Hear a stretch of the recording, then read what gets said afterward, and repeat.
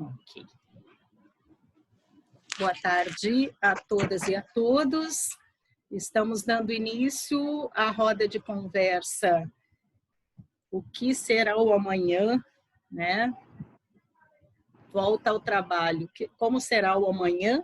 Hoje é dia 8 de julho, 15 horas e 13 minutos nós estamos começando. E temos hoje como nosso convidado o Dr. Ion de Andrade, que é médico epidemiologista da CESAP, a Secretaria do Estado de Saúde Pública, é pesquisador do CEFOP, que é a Escola Técnica do SUS, vinculada ao Governo do Estado e à Secretaria de Saúde, e também é pesquisador do LAIS, que é o nosso núcleo de pesquisa em saúde da UFRN. E convidamos o Dr. Ion para conversar conosco sobre esse tema tão inquietante que tem nos trazido tantas dúvidas, né, e tantas expectativas sobre o retorno às nossas atividades presenciais nas universidades federais, né? Nós sabemos que saímos na segunda quinzena de março, terceira semana por aí, e para teletrabalho, a maioria dos servidores, né, cujas atividades se adequam a esta forma de trabalho, estão desde março, então já são 4 meses, né, em casa, trabalhando. Então, às vezes as pessoas têm a impressão que nós paramos de trabalhar porque a universidade está esvaziada e, no entanto, nós continuamos dando conta das nossas atividades, das nossas atribuições, dos processos todos andando, embora as aulas estejam suspensas por conta da declaração de calamidade pública pelo Brasil, né, já no início de março. E atendendo a uma questão de segurança e de saúde pública mesmo, nós precisamos manter esse isolamento, esse distanciamento, né, e nos manter em quarentena desde aí. O que acontece é que a gente agora fica na iminência de, bom, um dia nós vamos voltar, né? Um dia a gente vai ter que retornar às instalações das universidades e as coisas vão começar a funcionar de novo. A gente tem algumas metas a cumprir em termos tanto da questão acadêmica como também das questões administrativas, né? Muitas coisas precisam ser realizadas e nós temos um plano, nós temos previsão de todas essas atividades dentro das universidades. E aí essa questão se impõe, né? E como que nós vamos voltar e quando que nós vamos voltar? Então, por isso a gente pensou isso. Como será o amanhã, né, do nosso trabalho, para que a gente pense, né, em quais são as condições que podem nos dar um pouco de garantia de segurança, né, nesse contexto todo. Então, doutor Ion, a ideia é que a gente também faça uma viagem aí um pouco de panorama, né, do que essa pandemia provocou no mundo todo, né? Ela tem essa característica de estar atingindo quase a totalidade dos países, né? Alguns de uma forma muito mais intensa, como é o nosso caso do Brasil, e extensa também, né? E outros que conseguiram ter resultados melhores no enfrentamento. E aí, inicialmente, eu gostaria disso. Vamos conversar um pouquinho de como que essa pandemia vem se comportando pelo mundo e o que a gente está vendo do início até agora. E aí eu te passo a palavra já para a sua apresentação.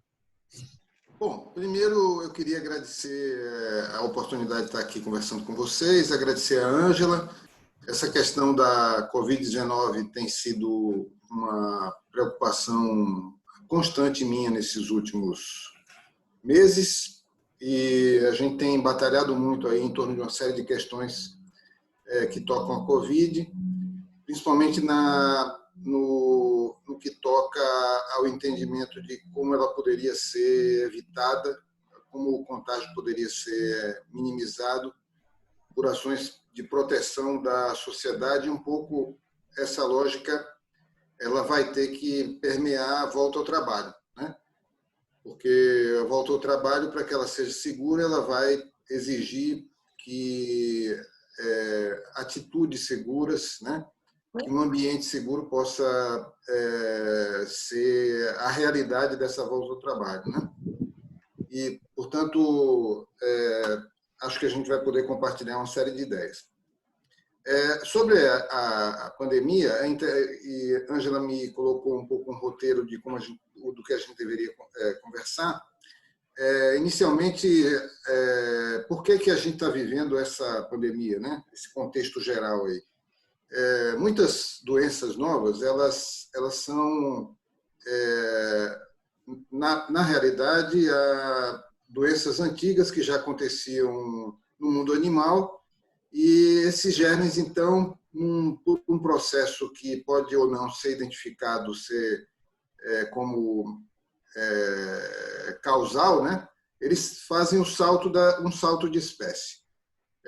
No caso da Covid, isso ainda não está muito claro de como é que isso aconteceu, né? Sabe-se que é um vírus dos morcegos, mas ainda não há uma definição total em relação a que animal pode ter sido intermediário entre os morcegos e o homem, ou se ela passou diretamente dos morcegos para o homem. Mas não foi a primeira doença grave com risco de pandemia que a gente enfrentou. Por exemplo, há relativamente pouco tempo atrás, a gente estava com um outro surto. Aí do outro lado, aliás, nós estamos mais perto de onde esse surto estava acontecendo do que do Rio Grande do Sul, para dar um exemplo, né? Porque era a África, o litoral aí da África Ocidental, a Libéria, aqueles países ali, que aí em linha reta estão mais próximos do Rio Grande do Norte do que o Rio Grande do Sul. É a praia mais perto de nós, do outro lado do Atlântico, é essa praia da África, onde estava acontecendo essa grande epidemia de ebola, matando milhares de pessoas, etc. Mas ela não galgou a condição de ser uma doença pandêmica, né? Mas houve sério risco. Muitos casos aconteceram em países da Europa, nos Estados Unidos, porque pessoas, médicos e profissionais de saúde foram desses países de volta para casa e lá desenvolveram a doença. Na Espanha, inclusive, matou algumas pessoas como contaminação local, né? Mas esse surto foi contido. Outra doença que também quase se converte numa pandemia foi aquela primeira epidemia de SARS, que chamavam de pneumonia atípica, não sei se vocês estão lembrados, que também foi outra bola na trave. E agora aparece a Covid, que, na verdade, nada mais é do que uma pandemia nesse contexto de mundo globalizado, onde a gente não tem mais processos de saúde locais, né? Se a gente retroceder aí para o ano 1200, aquela grande epidemia de peste negra da Europa, 1100, 1200, as coisas ficaram restritas. Não tinha como aquela epidemia ali chegar à América do Sul, por exemplo, chegar aos índios, né?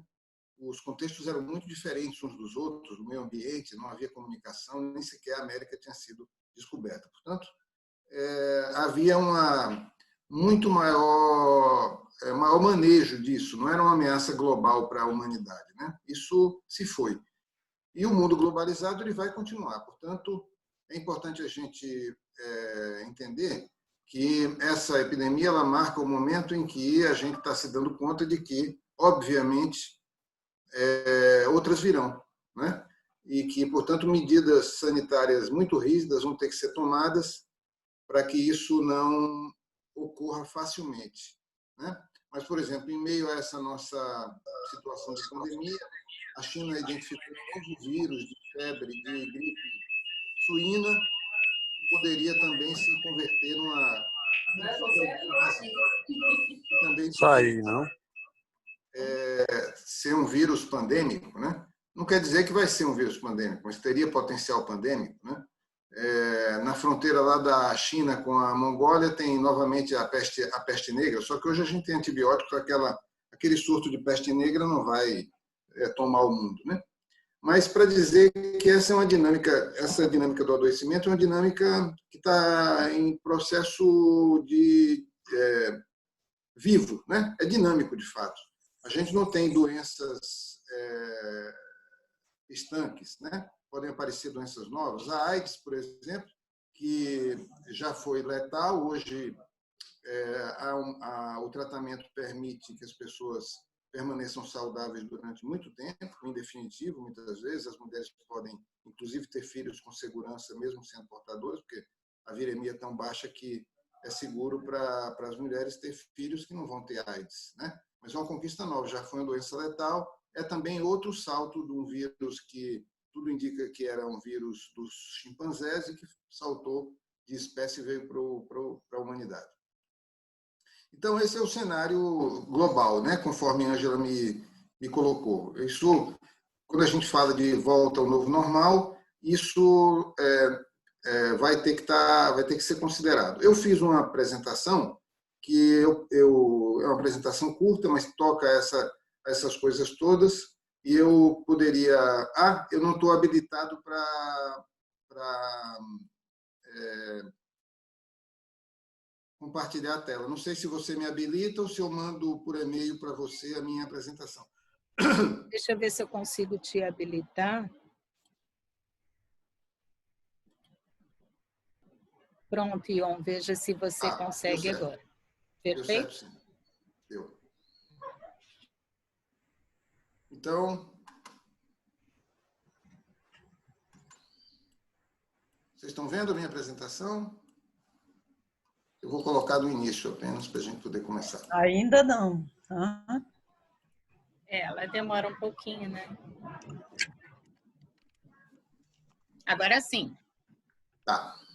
Estou colocando aqui em modo de apresentação. Tá certo.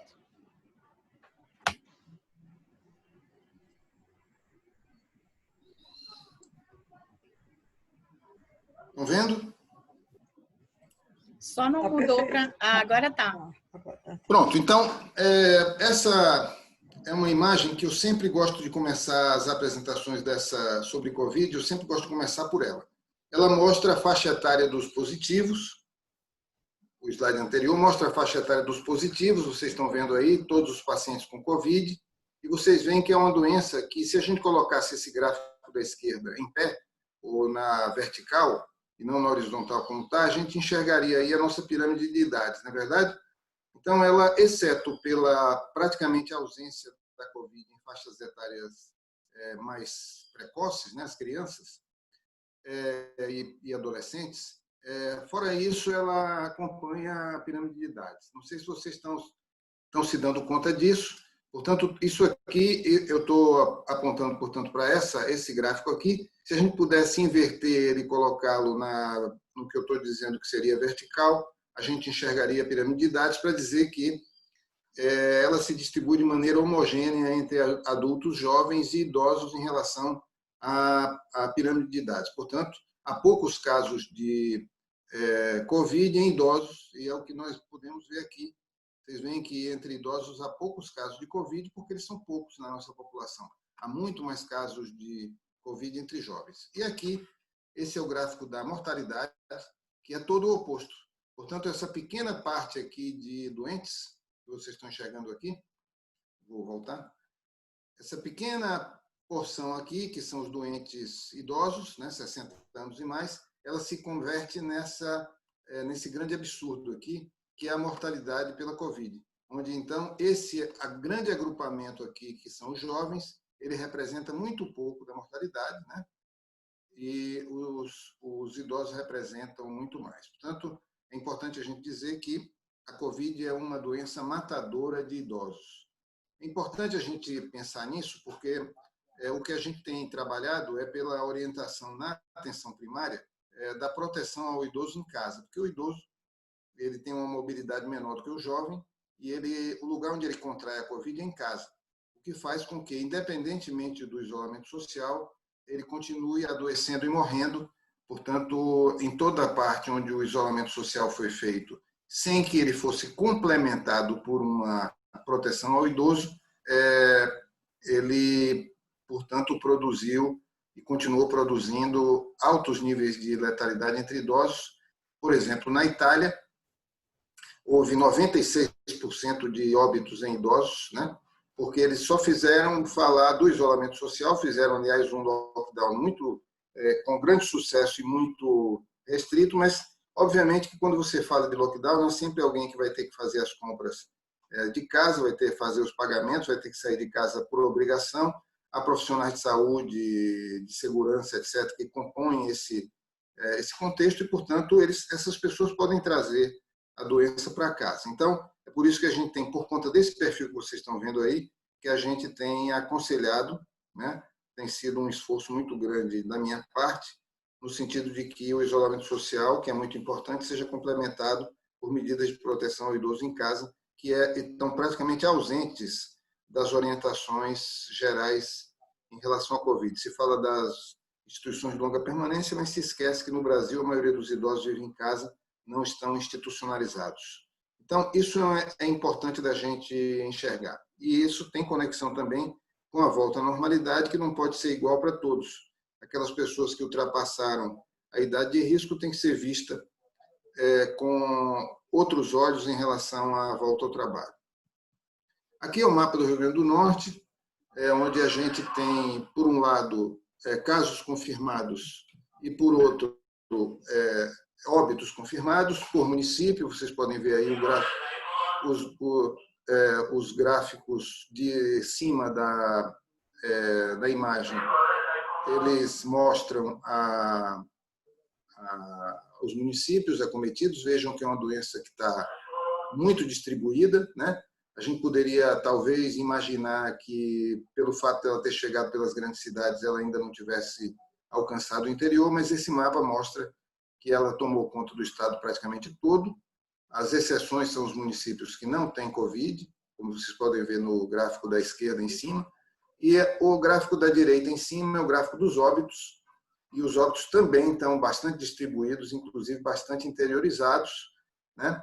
E isso fala um pouco daquela ideia do efeito bumerangue, né, que a China, por exemplo, está colhendo agora, que você pode talvez resolver os problemas inicialmente das grandes cidades, porque elas iniciaram o ciclo epidêmico. Pode ser que a epidemia vá embora primeiro pelas grandes cidades, mas ela pode voltar, porque não tendo se resolvido no interior, o vírus continua circulando e ela pode voltar. Embaixo é o mesmo gráfico, o mesmo mapa, só que ele está distribuído por regiões, né? E aí a gente vê o quanto a região metropolitana e o oeste, a região em torno de Mossoró, são as regiões mais acometidas, né? Isso não é uma coincidência, ainda, vamos dizer, uma primeira onda de choque da distribuição da doença que começou nessas duas grandes cidades do estado. É importante a gente entender isso para a gente responder a pergunta que muitas vezes a gente faz, porque a gente já sofreu tanto com essa doença que a gente imagina que as coisas estão resolvidas, em que pé nós estamos disso, né? Se nós já estamos, por exemplo, numa rota de saída ou não, né? A Covid ela mata 1% das pessoas, segundo todas as estatísticas, né? A gente ainda conhece pouco da doença, porque a gente ainda não sabe se todo mundo é susceptível, ou seja, se todo mundo pode realmente pegar a doença ou se existem níveis de imunidade inata que as pessoas poderiam ter, ou então porque formaram a partir do contato com outros coronavírus, e, portanto, isso poderia alterar a ideia da susceptibilidade, e alterando a ideia da susceptibilidade, talvez nós pudéssemos estar mais perto do fim. Mas se o que se sabe até agora for verdade, e que a Covid mate, portanto, 1% da população de casos, portanto, a cada 100 casos, uma pessoa morreria, nós aqui no Rio Grande do Norte estamos com 1.200 e tantos óbitos, e 1.200 seria 1% de quê? Seria 1% de 120 mil pessoas. Mas a população do nosso estado, portanto, é de 3,5 milhões de pessoas, né? Isso dá a dimensão da gravidade dessa doença, porque se até aqui ela já matou 1.200 pessoas, vocês podem, portanto, quantificar a quantidade de óbitos que nós poderíamos ter se os cuidados de redução do contágio não fossem tomados. Esses cuidados de redução do contágio, eles são, na verdade, um grande esforço para que a gente possa chegar com um grau mínimo de perdas, né? As perdas são parte da doença, até o momento em que nós vamos ter vacina, né? A gente já comeu aí 4 meses né, só no Rio Grande do Norte, em relação ao primeiro decreto de isolamento social, né? Praticamente 4 meses, 120 dias. E, portanto, o que é que se constrói? Uma tentativa de que a doença possa avançar o mais lentamente possível, para que no ano que vem a gente possa ter vacina, né? Portanto, ter um controle aí com base nessa vigilância, nessas atitudes de promoção e proteção à saúde, para que a gente possa atravessar esse cenário e chegar do outro lado para fazer as vacinas, quando então a gente pode ter proteção. É a grande estratégia, porque o vírus não vai embora sozinho, né? E o máximo que a gente pode aspirar é que ele continue existindo de maneira não volumosa, que essa epidemia possa se manter em níveis endêmicos, né? Portanto, acontecendo poucos casos, mas não há viabilidade da gente imaginar que apenas com essas medidas, que já nos custam tanto, que a gente vai erradicar o vírus do nosso convívio, né? Portanto, aí só poderá acontecer de maneira mais robusta em 2 cenários: ou quando a gente tiver a vacina, ou então quando a imunidade de rebanho tiver sido formada. Mas ao falar de imunidade de rebanho, significa que ao invés de 100 e tantos mil doentes contaminados pela Covid, teríamos para isso que chegar a 2.100.000 casos, 2.500.000 casos, que é o que significa 70% da população do Rio Grande do Norte. E, portanto, esse é um cenário que a gente não pode desejar, né? Ele é o cenário que ocorreria caso a gente não tivesse nenhum cuidado, né? Enfim, aqui é o gráfico de como a pandemia tem acontecido no Rio Grande do Norte e nos estados vizinhos, né? Eu selecionei os estados vizinhos, porque, por exemplo, a Bahia está muito longe de nós para a gente falar de uma mesma epidemia, não é a mesma epidemia. Mas então eu selecionei aí o Ceará, Paraíba, Pernambuco e o Rio Grande do Norte, para a gente ter uma análise comparativa. O Rio Grande do Norte é essa linha verde clara aí que está no pé do gráfico. Nós ultrapassamos a Paraíba, estávamos ligeiramente abaixo ao longo de todo esse período, como vocês podem ver. Ultrapassamos a Paraíba, mas a situação do Ceará e de Pernambuco é muito pior do que a nossa, né? Vocês veem que a linha do Ceará e de Pernambuco, à esquerda do gráfico, ela começa muito mais próxima da linha do Rio Grande do Norte e da Paraíba, e ela se distancia com o passar do tempo, de forma que o estado do Ceará lá vai com mais de 6.000 mortos e o de Pernambuco com 5.000 e tantos mortos. Ao passo que nós e a Paraíba estamos aí girando em torno de 1.000 e poucos mortos. Esse é o modelo de matemático. O Estado não tem feito testagem sistemática, o Brasil não tem feito testagem sistemática. Isso nos coloca na dependência dos modelos matemáticos, né? Esse é o modelo do Mosaic, do professor Zé Dias, com um grupo que também está ligado ao Departamento de Física da UFRN, que dá conta de que, do ponto de vista dos expostos e assintomáticos, que são essas curvas mais tendendo aí para o violeta, que estão aí no topo do gráfico de cima, expostos e assintomáticos, nós já passamos pelo pico. Isso nós sentimos, né? Nós tivemos um momento em que todos nós tínhamos no nosso círculo alguém que tinha acabado de pegar a Covid, e essa temperatura a gente percebe que ela diminuiu, né? Os sintomáticos também, o pico de sintomáticos também ficou para trás. E aí a gente vê a curva de hospitalizações aí nesse gráfico do meio, em que a gente começa, portanto, também a ter a redução das hospitalizações. Isso já começou a acontecer mais fortemente nos hospitais privados, porque, como a gente sabe, a epidemia começou nos setores médios e, portanto, ela tende a declinar primeiro também nos setores médios, é o que já está acontecendo nos hospitais privados. As policlínicas privadas têm recebido um volume muito grande de pacientes com Covid e os hospitais privados que reduziram primeiro os leitos clínicos já estão reduzindo os leitos de UTI. Da semana passada para cá, mais de 20 leitos de UTI já foram desmobilizados pelos hospitais privados. Essa é a situação atual nossa, em termos de disponibilidade de leitos. Vocês observem que a gente tem 85% dos leitos ocupados, apenas 7% dos leitos disponíveis, mas os leitos disponíveis não estão disponíveis nas regiões onde a demanda é mais forte, portanto, esses leitos disponíveis muitas vezes se situam no interior do estado, dificultando o transporte dos pacientes que precisam de um leito de UTI, porque ele está disponível, por exemplo, lá em Caicó. E, portanto, isso cria uma dificuldade.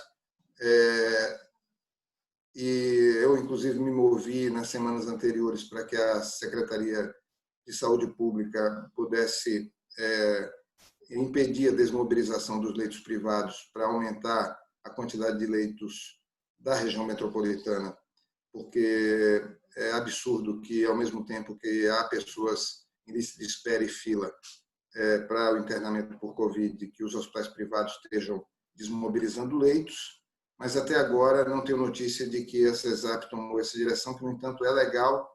Eu levei o assunto ao Conselho Estadual de Saúde, que aprovou uma recomendação à CESAP para que a CESAP faça isso, mas a gente ainda está nessa página.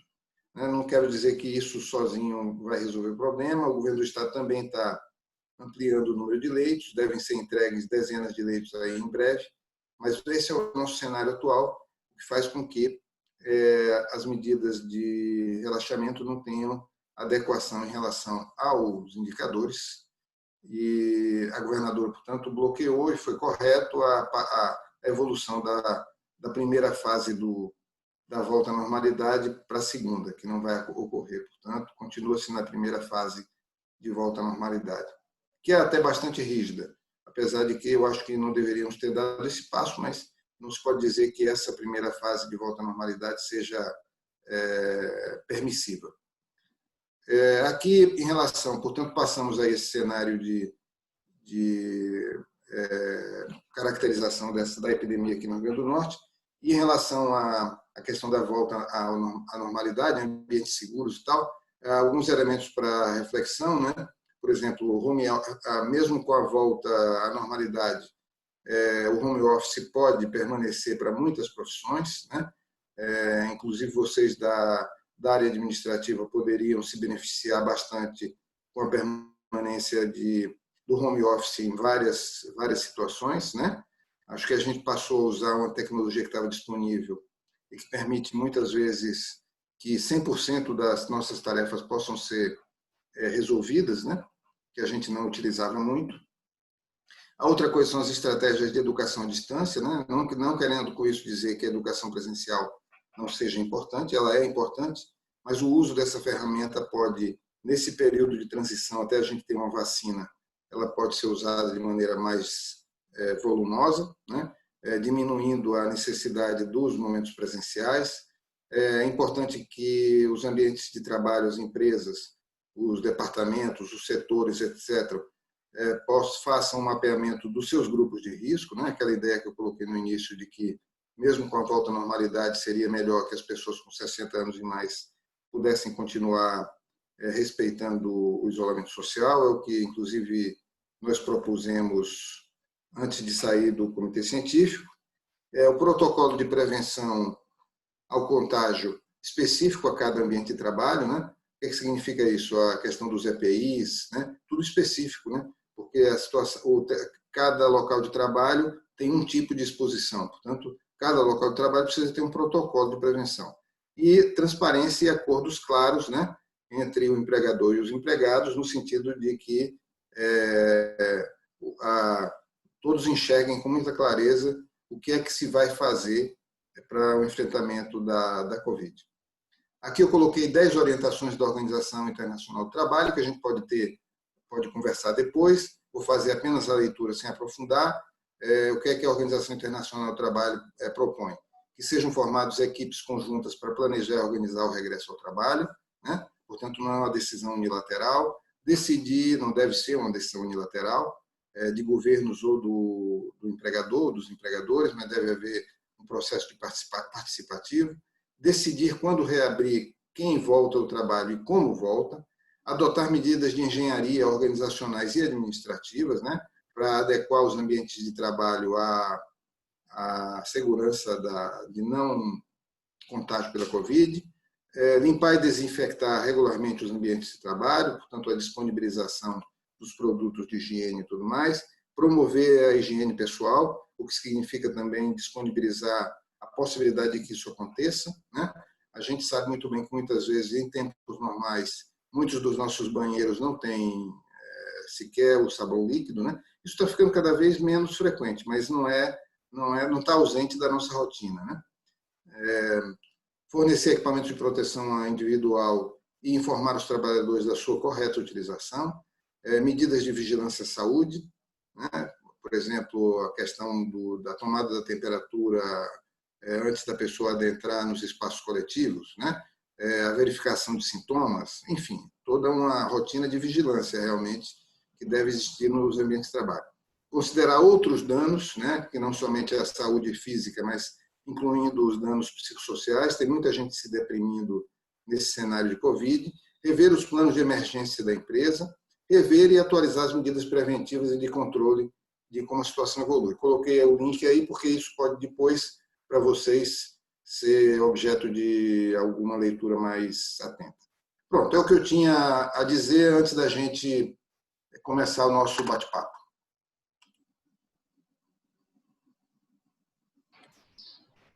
Obrigada, doutor Ion. Já dá uma boa ideia, né, do que a gente precisa realmente nos aprofundarmos e o que a gente precisa ter em mãos até para tomar uma decisão, para tomar uma posição, né, sobre essa questão e poder colaborar no debate também, né? É importante porque uma categoria toda que está muito atuante dentro da universidade, tanto nas esferas acadêmicas como nas esferas administrativas, né? Participa muito dos níveis de gestão também. Então, é também uma responsabilidade, né, de se assumir em relação à conduta, em relação a esse retorno de uma forma segura e de uma forma que a gente possa também não trazer prejuízos, né, à comunidade como um todo, né? A universidade, ela tem uma circulação de pessoas por mês de cerca de 50 mil pessoas. São mais de 40 mil estudantes e os técnicos, os docentes e os servidores terceirizados, os empregados terceirizados. Então, é uma cidade, né? Exato. E nós temos o campo central, como temos os campi do interior também, né? Como temos a área da saúde, os hospitais, onde também reside uma preocupação muito grande com os profissionais de saúde, né? Porque estão entrando no combate, no enfrentamento direto, na exposição de muito mais alto risco. E nós temos nos preocupado muito com isso, né? Na responsabilidade de orientar, de um lado, os colegas trabalhadores, né? E, por outro, de estarmos junto à gestão da universidade também trazendo essa discussão, né? Do que seria o mais adequado em termos de se pensar num retorno às atividades presenciais daqui para frente, né? Então, é com esse intuito que a gente volta agora ao debate, né? As pessoas que quiserem se inscrever podem fazê-lo aqui pelo chat, para que a gente possa, então, voltar, né, retornar a alguns desses pontos que foram da exposição do Dr. Ion, ou trazer alguns comentários da sua realidade, do seu dia a dia, para que a gente possa também criar, né, esse debate com base na nossa realidade, né? O que está nos afligindo, afinal, pelo que vem pela frente. Isso. Ainda não temos nenhum inscrito. Eu vou fazer aqui uma outra consideração. Você falou que o que seria seguro de todo seria ou uma vacina, e aí a gente lembrando, né, que a produção de uma vacina, ela tem o seu tempo, tem o seu ritual científico todo, experimental, né, para que seja cumprido, mas a segunda etapa é a disponibilização, o acesso da vacina à população, e aí entra uma questão de logística, né, para distribuição, para que as pessoas possam ser vacinadas. Isso são duas coisas bem diferentes. Nós não temos coordenação de saúde hoje no Brasil, o nosso ministério está vago, vai fazer um mês, né? E no meio da pandemia tivemos desastres assim, após desastres na condução dessa tragédia toda que está nos assolando, e não me parece que seja, né, que essa expectativa de resolver, de solucionar a questão da vacina como acesso à população seja muito, esteja num horizonte muito próximo. Então, a vacina, eu já passo para você comentar um pouco isso. A questão da vacina deve ser um problema, mesmo que surja, né? Tem várias equipes de cientistas que estão tendo sucesso, anunciando, né, um prenúncio de bons resultados, mas a gente vai ter que enfrentar essa segunda questão. E a outra coisa que você falou também, então, ou a vacina ou a imunidade de rebanho, né? E a imunidade de rebanho, se a gente vai aumentar em 70% o contágio, a gente vai ter 1% dessas pessoas mortas, né? Então, é uma coisa que a gente, pela lógica e pela uma questão até humanitária mesmo, a gente não vai considerar, né? Vamos descartar isso. Não é aceitável. Não é aceitável, exatamente. Então, a gente fica com essa saída da vacina mesmo, doutor Ion? É por aí que... E outra coisa, outro dia eu escutei também, só para já colocar nessa questão, eu escutei também um cientista, alguém falando que nós só vamos ter uma situação longe de risco, sem risco, daqui a 2 anos, que durante esses próximos 2 anos nós estaremos submetidos a medidas de controle, de prevenção e de cuidados para a nossa segurança. É isso mesmo? Olha, o coronavírus ele não vai ser fácil de ser debelado. E, sobretudo, se nós não tivermos vacina. Estamos otimistas em relação às vacinas, mas elas não foram ainda testadas. Não há resposta definitiva.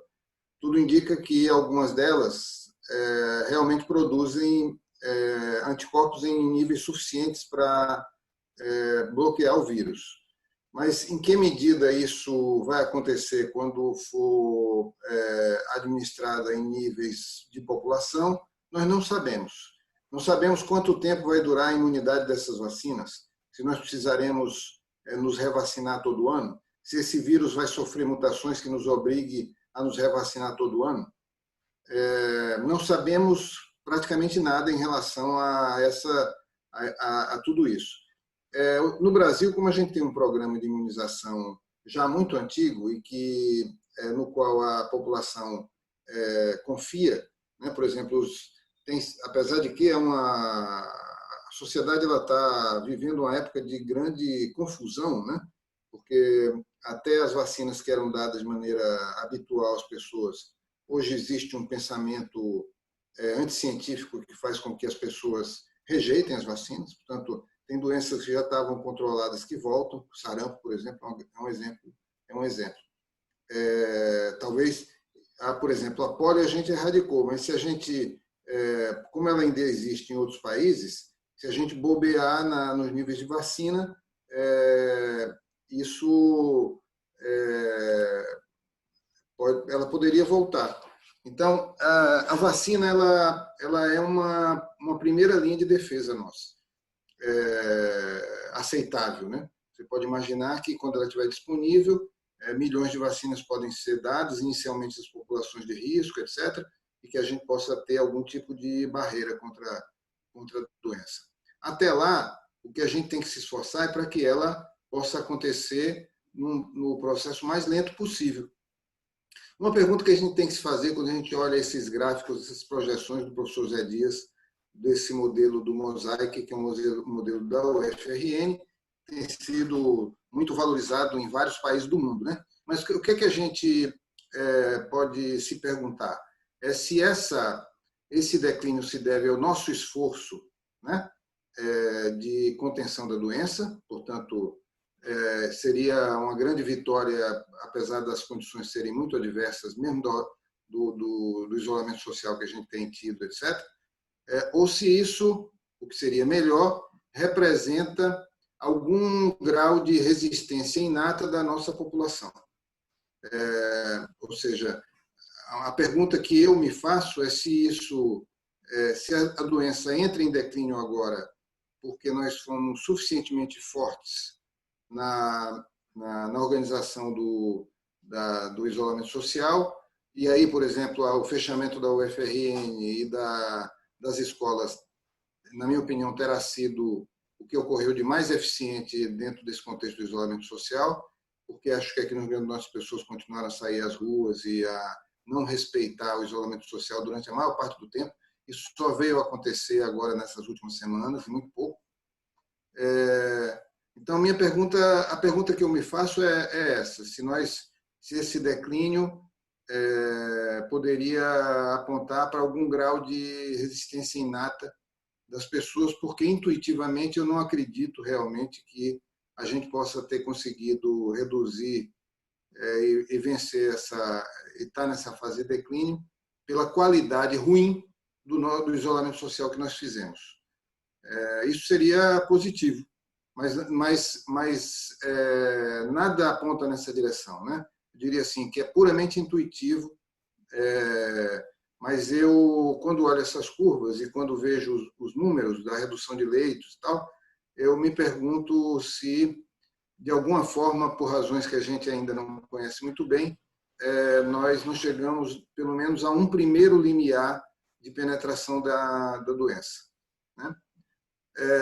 O mais provável é que não, é que nós tenhamos realmente galgado essa condição de declínio por um esforço do isolamento social, porque tudo que eu tenho lido aponta para a letalidade de 1% da população, portanto, o risco maior é de que isso vá adiante, né? E que não tenha freio até que haja uma resistência imune, que é essa ideia da imunidade de rebanho, ou então a vacina. É uma situação muito ruim, viu? Muito ruim.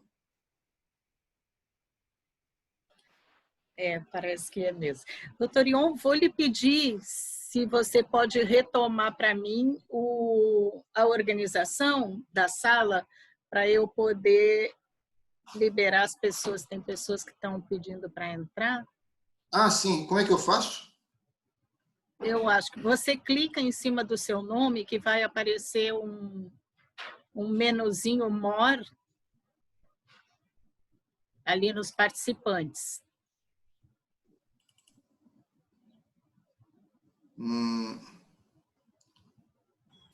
Ele clica direto no seu nome, Ângela. Tá no meu? Tá. Porque aí eu não consigo mais ver. O seu nome e daí aparece... Aí abre o menu, né? Abre o menu de Eu more. vou já deixar as pessoas, autorizar a entrada das pessoas. Ah, tá ótimo. Tá ótimo, ótimo. Mais fácil ainda. Mas aí eu já transfiro para você. Tá Tem ótimo. duas opções, um é more. Aí lá, onde você opta por mais, tem a possibilidade de você passar que ela seja host. Ângela. Eu achei que ficávamos os dois e não precisaria estar te perturbando. Tem várias alternativas quando eu clico naqueles pontinhos. Aí você faz dela make host. Ah, ela make, vai passar. pronto. Make host. Ah, pronto. Feito. Ok. Pronto, você Ficou já é a mim. chefe. Já. Você já é a chefe do novo. Isso mesmo. Bom, a gente tá. Seja bem-vindo, Nelson. Seja bem-vinda, Josinete. Tem mais pessoas aqui que eu já vou pedir para.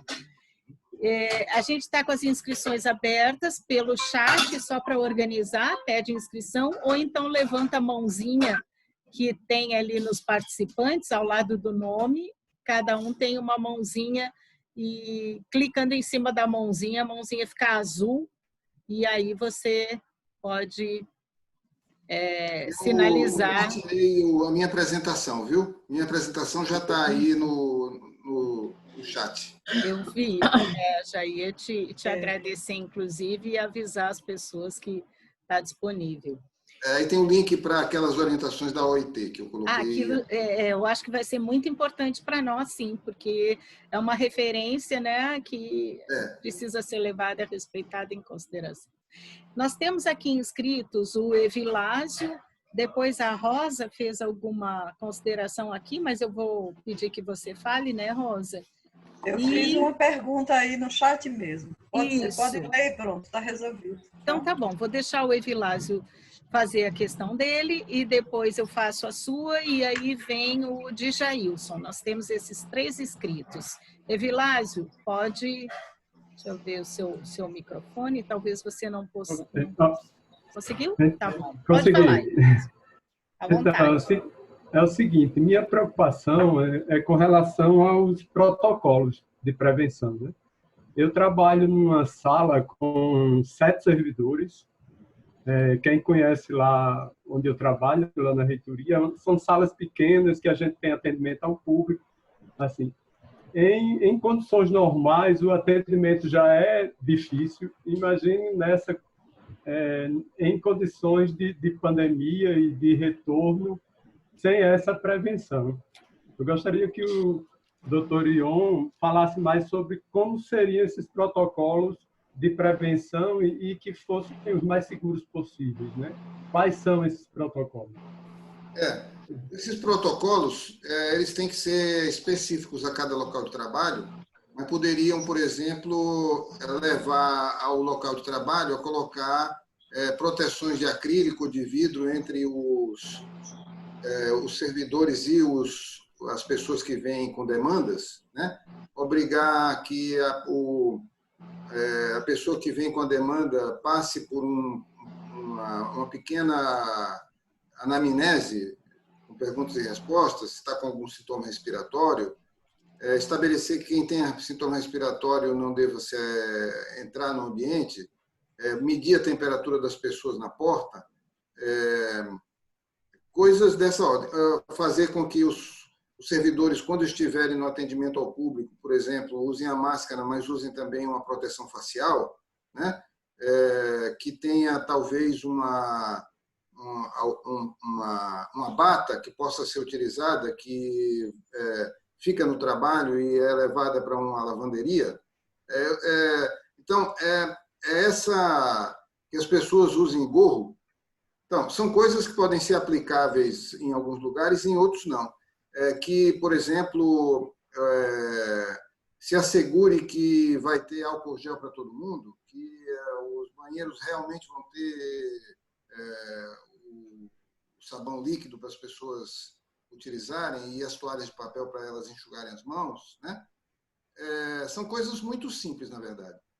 Que, por exemplo, se o ambiente de trabalho for muito pequeno, que trabalhe um funcionário de cada vez, que se naquele ambiente não for possível acomodar todos que anteriormente trabalhavam lá, que se faça um rodízio, Enfim, são coisas muito específicas, por isso eu acho que vale a participação de um engenheiro do trabalho, né, para poder fazer análise desses ambientes. Enfim, é essa realidade que todo mundo que volta ao trabalho vai ter que mergulhar. Ok. Obrigado. A gente tem agora... Bom, Rosa colocou aqui no chat, pediu para fazer esse comentário, doutor Ion. Gostaria que ele falasse um pouco mais do risco de retorno pela interiorização a partir da abertura. A interiorização, estou entendendo que é essa ida da doença para os municípios do interior, não é isso? Portanto, o efeito rebote aí de você ter um declínio que está mais acentuado nas grandes cidades e que pode voltar porque o fluxo de pessoas continua. É um fato real isso, né? É um fato real. Na verdade é o seguinte, a gente tem um predador na rua, certo? E, portanto, não tem momento ideal para você soltar as crianças, certo? Para usar uma imagem. Qual é o momento ideal de volta à normalidade? Eu diria assim, enquanto o predador estiver na rua, ninguém bota o pé na rua. Mas isso não é possível.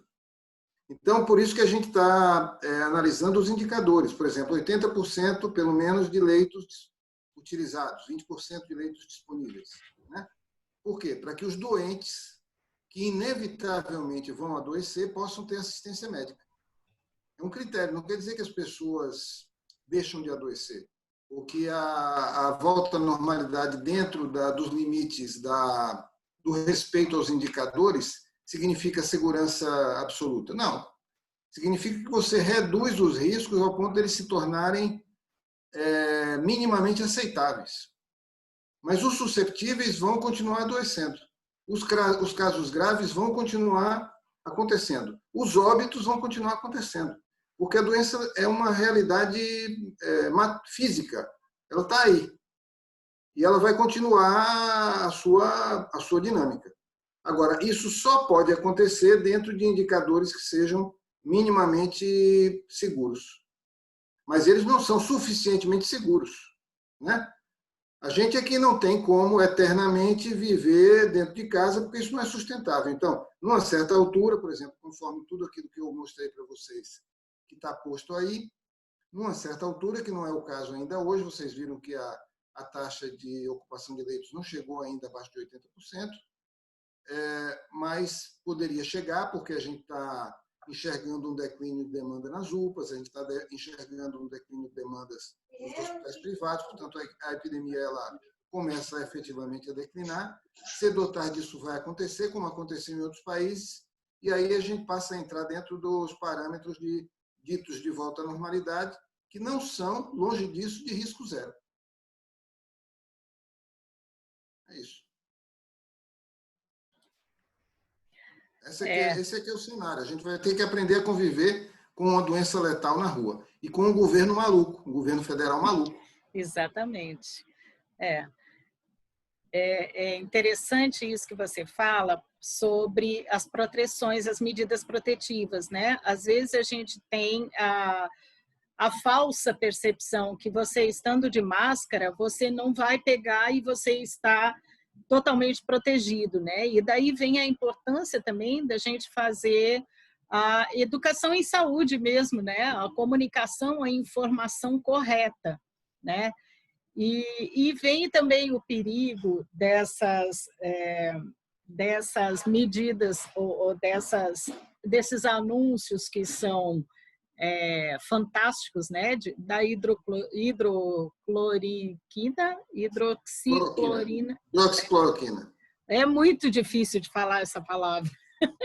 E da ivermectina, né? Então eu vou tomar e continuo, não vou pegar, o vírus não vai chegar em mim. A gente sabe que não existe nenhum método, nenhuma forma totalmente eficaz de se proteger, né? Infelizmente. Porque o ideal... Hoje a gente está vivendo uma polarização que alcançou a ciência e, portanto, ela não é boa.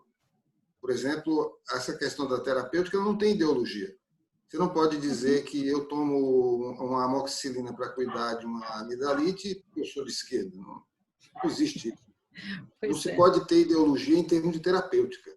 Pois é. Mas a gente, então, o que eu estou querendo dizer com isso é que a gente está vivendo um momento de polarização de prós e contras, né? Então, vou aqui assumir o lado da ciência, que não tem prós e contras. O que hoje, por exemplo, a hidroxicloroquina e a cloroquina, elas estão excluídas por diversos países e pela Organização Mundial da Saúde como drogas elegíveis sequer para a pesquisa.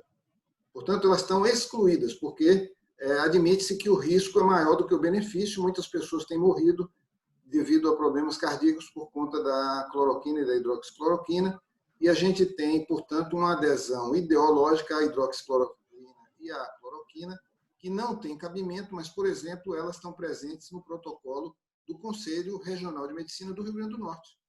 Tá certo? Então, esse é o cenário dessa ideologização da terapêutica. Em relação à ivermectina, é diferente. A ivermectina é um medicamento que tem poucos efeitos colaterais.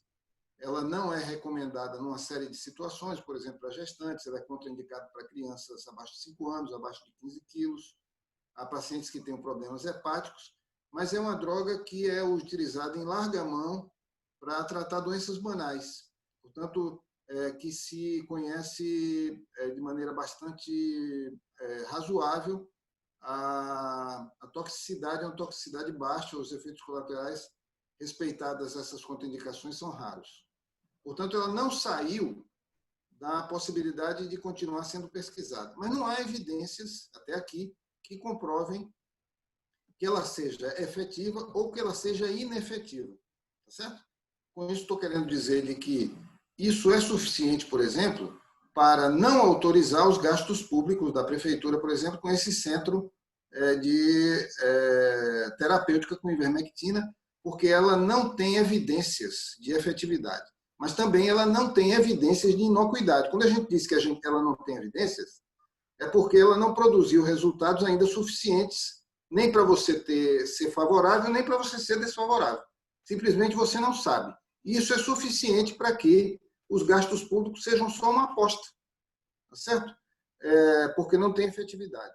Então, a ivermectina ela tem essa diferença em relação à hidroxicloroquina, porque ela não foi banida da possibilidade de ser pesquisada ou de ser utilizada, tá certo?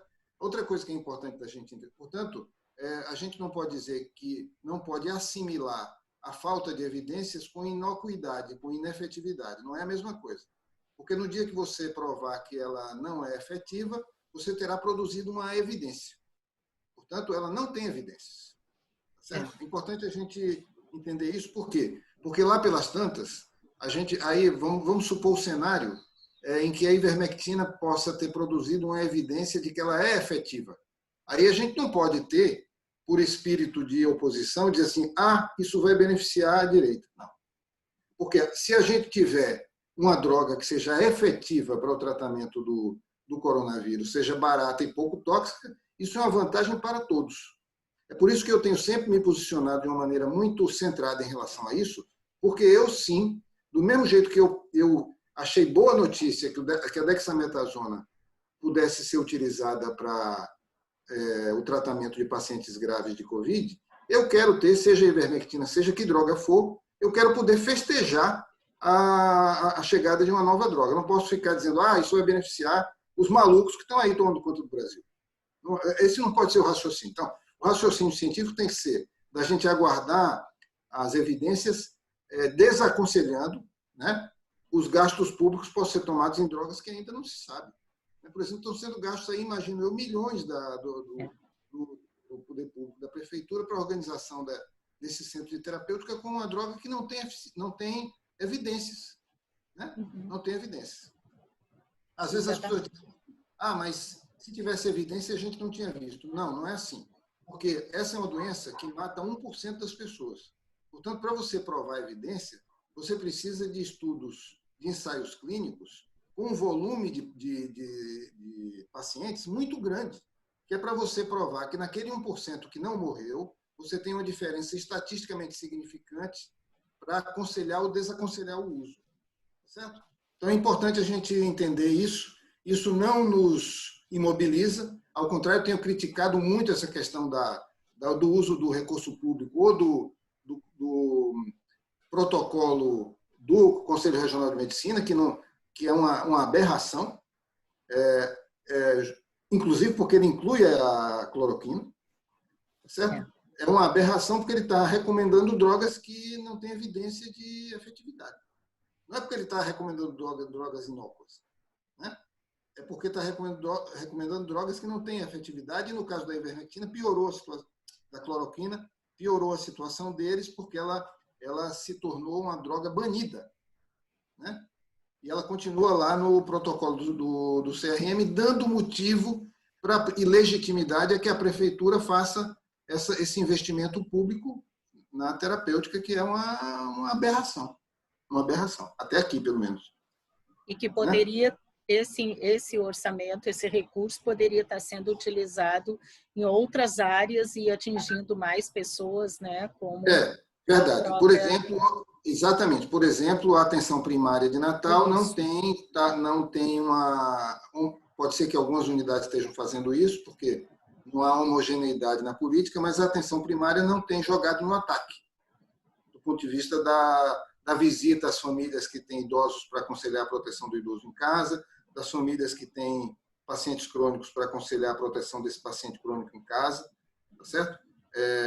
Com medidas simples e efetivas para proteger essa população. Então, por exemplo, esses recursos poderiam estar sendo utilizados para você dotar a atenção primária de uma quantidade, por exemplo, incomparavelmente maior de agentes comunitários de saúde, para você ter condições de varrer a cidade, né, em relação a medidas de prevenção e de isolamento. Uhum, né? Eu li que a Islândia, por exemplo, com um contingente muito menor do que o que a gente tem em termos de agentes comunitários de saúde, conseguiu deter a doença, porque esse contingente foi suficiente para promover o isolamento, a detecção precoce e o isolamento de casos, e, portanto, diminuindo o contágio da Covid. Medidas preventivas. Essa, sim, efetividade já conhecida. Né? Uhum, não é o exatamente. caso dessas drogas. Você não corrige uma epidemia com a terapêutica. Você corrige a epidemia quebrando os elos de transmissão. Né? Não adianta você deixar abrir tudo na esperança de que você vai passar o remédio para curar. Isso é um raciocínio realmente muito primário. Né?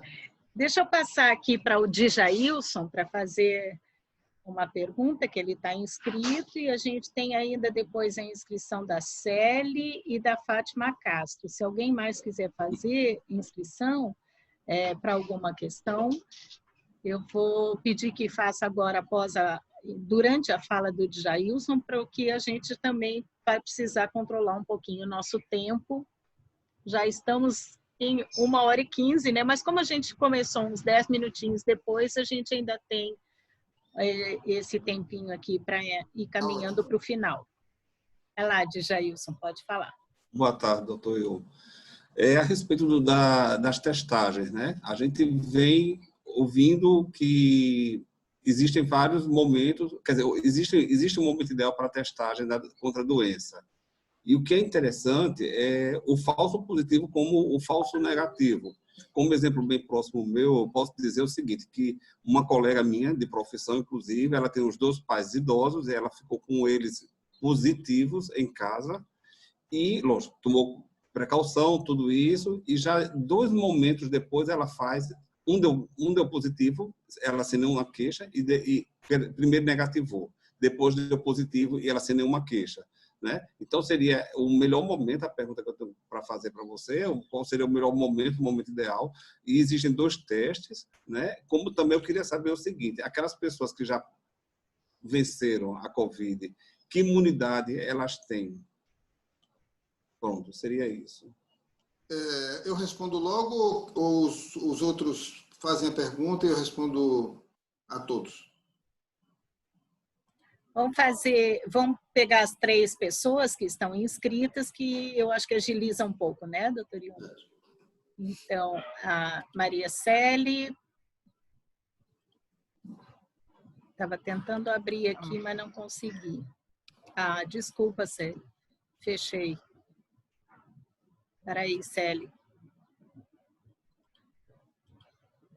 Seu microfone está fechado. Agora abriu, pronto. Boa tarde, doutor Ion. O senhor está falando sobre... A gente, lógico, traz para a nossa vivência. O colega que me antecedeu é enfermeiro. Ele colocou, né? Colega de profissão. Sou enfermeira também, tem alguns enfermeiros aqui. E nós, alguns do grupo de risco. Não temos ainda os 60, não somos acima dos 60 anos, mas temos comorbidades. Uns hipertensos, cardiopatas, asmáticos e lúpus. A gente tem vários profissionais da universidade, enfermeiros e outros, né? Fisioterapeutas. E estamos afastados. E aí sempre uma coisa que nos angustia, porque sempre se fala na volta ao trabalho, no trabalho em casa, remoto, esses que não vão poder faltar. O senhor falou bem da questão de preservar, né, de mapear os grupos de risco e preservar esses. Né? E o senhor, como estava também junto ao comitê, como vê isso diante do profissional de saúde? Que hoje a gente também vê a questão do profissional de saúde, recursos humanos poucos e pouca prática, né? Ainda, que também é importante. E uma parte que está afastada é justamente uma parte que tem uma certa prática, 20 anos, chegando mais de 20 anos de prática, né?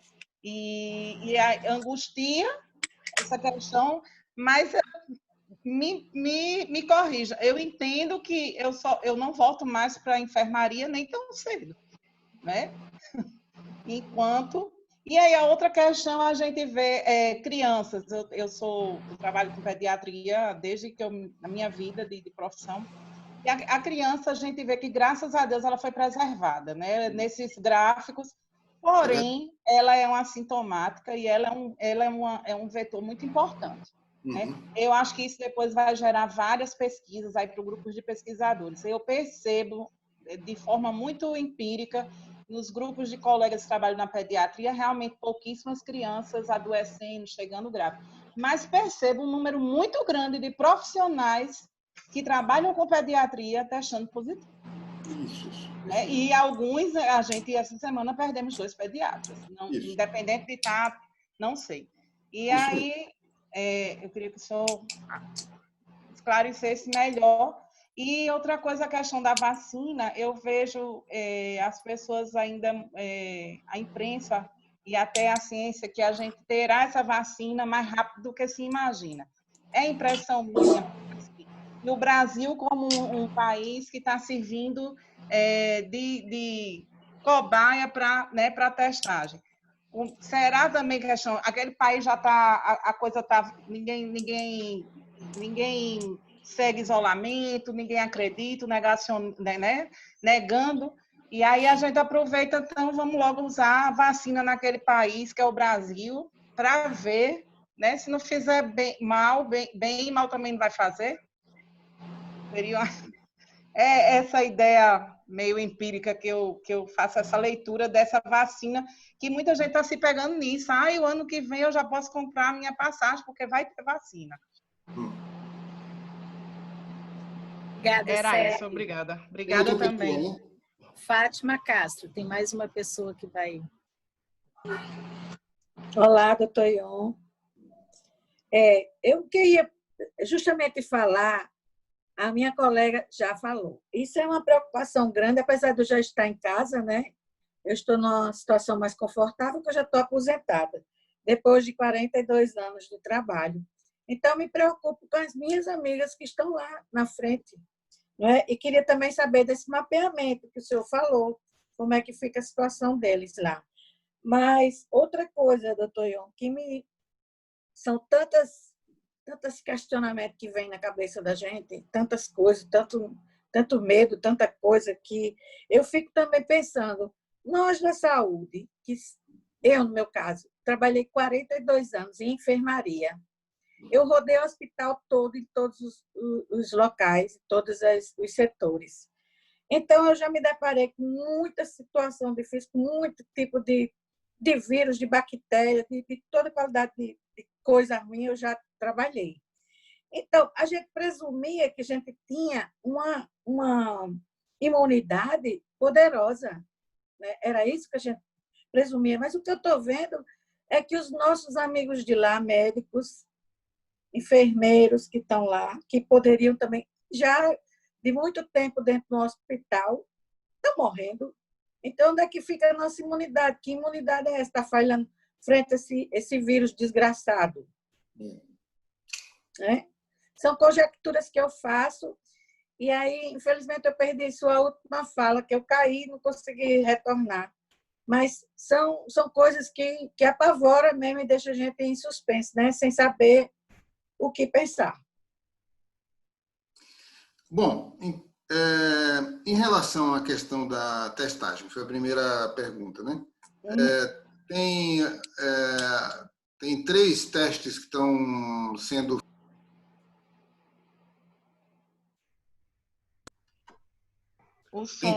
Então, primeira coisa, sobre testagens, né? Tem 3 testes que estão sendo feitos. O primeiro é o RT-PCR, que identifica a partícula viral.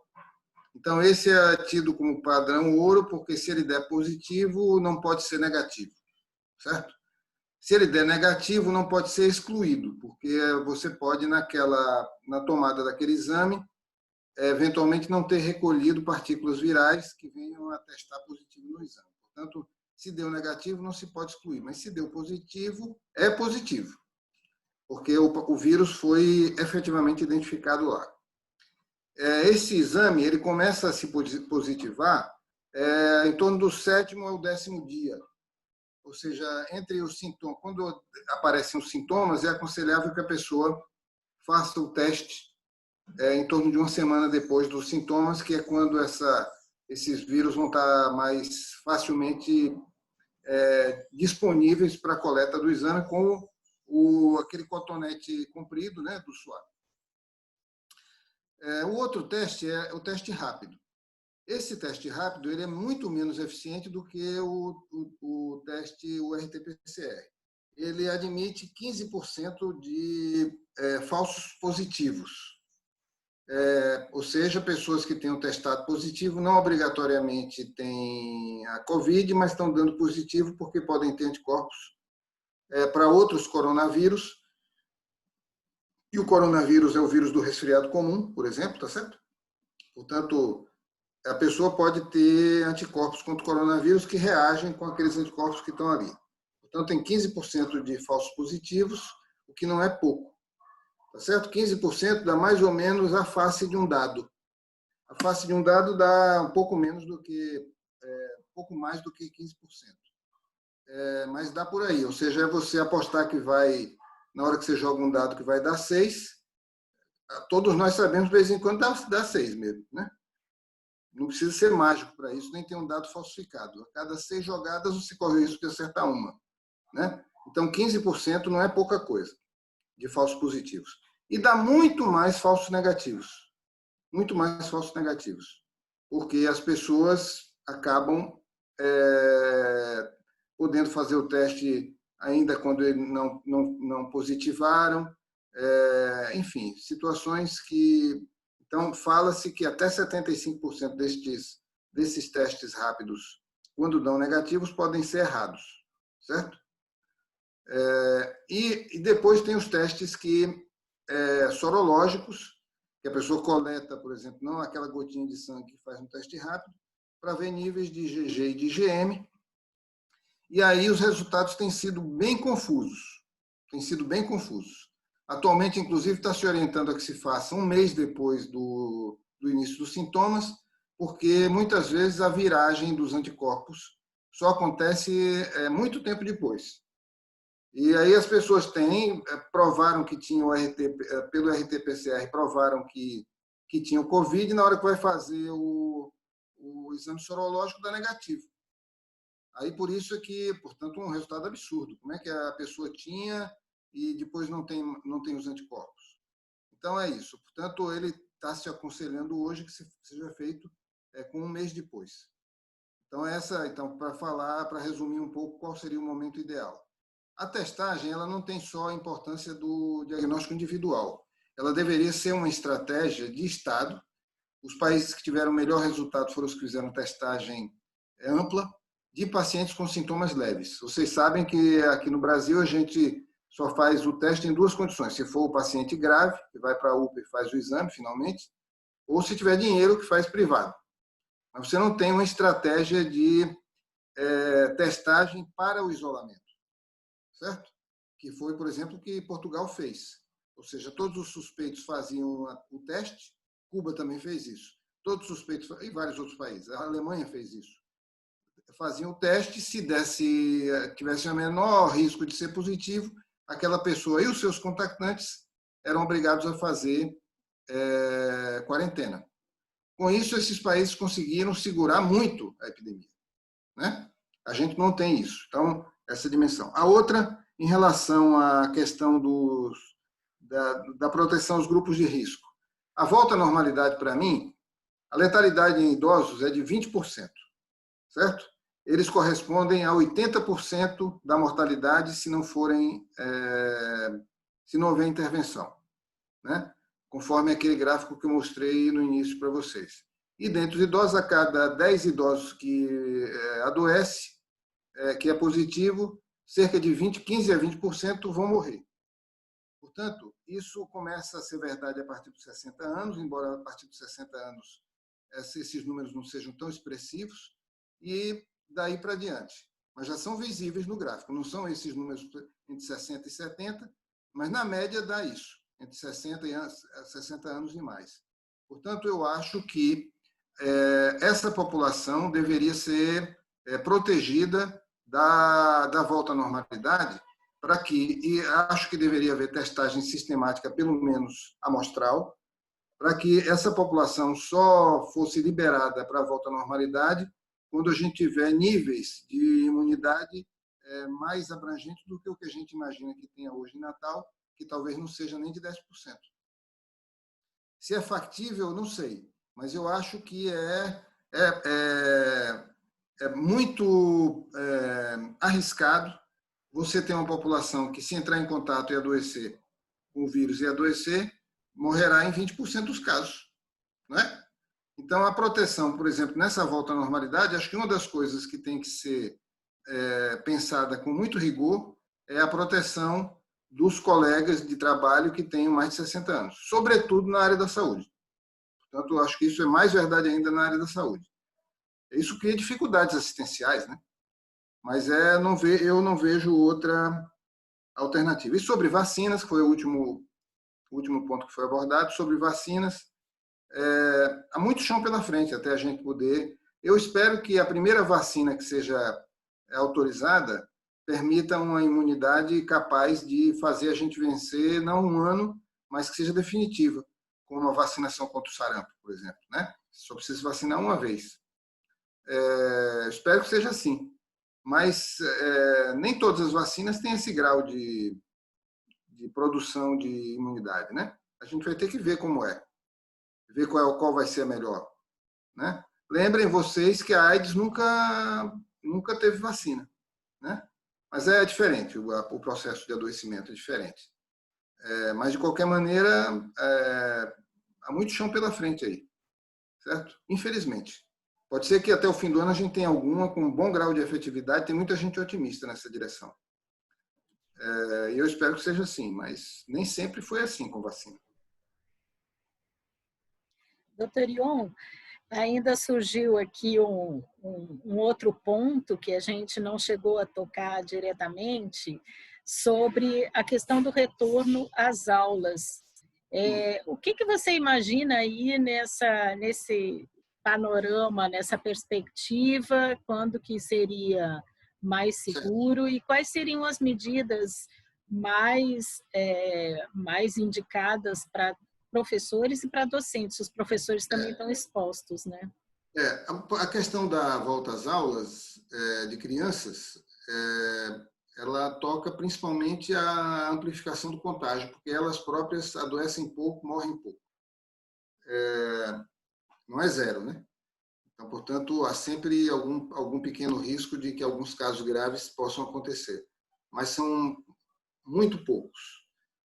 O problema é a amplificação da transmissão, porque a criança volta para casa. É aquele mesmo fenômeno do isolamento social que não é 100% seguro, e quem paga a fatura do isolamento social quando não se fala da proteção ao idoso é o idoso, a proteção em casa. E a criança, portanto, ela vai para a escola, lá ela acaba pegando o coronavírus, ela não vai ter nada, talvez nem sintomas tenha, volta para casa e transmite. Admite-se, por exemplo, que a imunidade que a criança tenha, ou essa capacidade que a criança tem de não adoecer, decorra justamente dessa superexposição que as crianças têm nas escolas a outros coronavírus que podem produzir imunidade. Há também quem diga que é porque o sistema imune da criança não está suficientemente maduro, mas não tem consenso aí.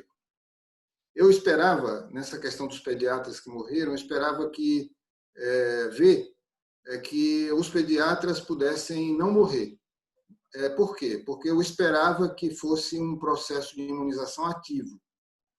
Ou seja, isso me faz entender que as crianças não adoecem e não fazem formas graves, realmente porque o sistema imune delas ainda é imaturo. Porque vocês sabem que uma boa parte da gravidade associada à Covid se deve a explosões do nosso sistema imune que acabam agindo contra o nosso próprio organismo. Isso não aconteceria na criança. Então, haver pediatras morrendo, porque os pediatras estão expostos às crianças, né? Os pediatras pegam os resfriados que as crianças têm. Então, eu acho que o fato de a gente ter perdido 2 pediatras não é pouca coisa, significa que não é um processo de imunização ativo que as crianças têm. As crianças, eu acho que elas não fazem formas graves porque não têm o sistema imune suficientemente maduro para fazer as reações autoimunes e, enfim, que os adultos fazem. As tempestades inflamatórias e tal. Então, tem que se ter muito cuidado em relação à volta às aulas com as crianças. Não é pelas crianças tanto. Não é com isso que eu estou querendo dizer que não tem importância, mas é porque elas veiculam a doença pela sociedade como um todo, né? Então, o grande desafio é essa reflexão. Como é que a gente pode imaginar uma volta às aulas em que a escola não funcione como uma grande caixa de ressonância da pandemia, né? Tem países que estão fazendo, por exemplo, dividiram as classes ao meio e metade vai de segunda e terça, a outra metade vai quinta e sexta, na quarta-feira faz um grande mutirão de higiene das escolas. Outros países colocaram a obrigatoriedade do uso da máscara, do face shield, da máscara e do face shield para as crianças e fazem o monitoramento de entrada das crianças. Há países que dotaram as mesas escolares de proteção de acrílico. Tem de tudo isso, tem de tudo. O que é que a gente vai fazer nas condições de precariedade que a gente tem, né? Então, são perguntas que eu nem sei responder, mas que a gente vai... A volta à normalidade não pode ser simplesmente todo mundo como antes. Algum tipo de proteção vai ter que se pensar, porque se a gente tiver na condição de que continuam havendo realmente 90% de susceptíveis que podem ainda adoecer, essa pode ser uma volta a níveis de contágio muito fortes. Bom, eu vou ter que fazer a pergunta que entrou agora aqui pelo chat, mas eu acho que você responde rapidamente, sobre o Remdesivir, se tem alguma notícia boa. Não tenho notícias, exceto essas que têm circulado, de que parece que está por ser comprovada a efetividade. Mas não tenho como atestar isso. Mas soube, por coisas que tinha lido, que estava a ponto de ser provado a efetividade dessa medicação aí, do Remdesivir. Mas não tenho como afirmar isso ainda. É coisa nova isso. Não é, mas ainda não está em níveis de efetividade comprovada como a dexametasona. Seria o primeiro tratamento etiológico, né? A dexametasona ela é o tratamento sintomático, né? É um anti-inflamatório. Ele reduz os níveis de inflamatórios, mas ele não atua contra o vírus. Ao passo que esse seria o primeiro tratamento etiológico. Mas sei pouco. Muito bem. Então, nós vamos encerrando aqui a nossa roda de conversa, agradecendo ao Dr. Ion pela sua exposição, quase que não termina mais, né? Porque se deixar a gente segue conversando ainda, né? É um assunto... Se depender de mim, a gente vai longe, viu? Eu falo. A gente vai longe. E assim, é interessante porque sempre tem coisa nova, né? Essa pandemia, a gente está trocando a roda com o carro andando, né? Tanto nós, né, que lidamos com uma mudança na nossa vida, na sociedade de uma forma geral, quanto os profissionais que estão trabalhando com isso, os cientistas, né, e quem está com essa responsabilidade de saúde pública, como o senhor, como a CESAP, como... logicamente, eu estou falando dos profissionais responsáveis, né, que não são negacionistas, que acreditam na ciência, né? Eu estou falando disso. Hoje uma raridade tudo isso, né? Pois é, né?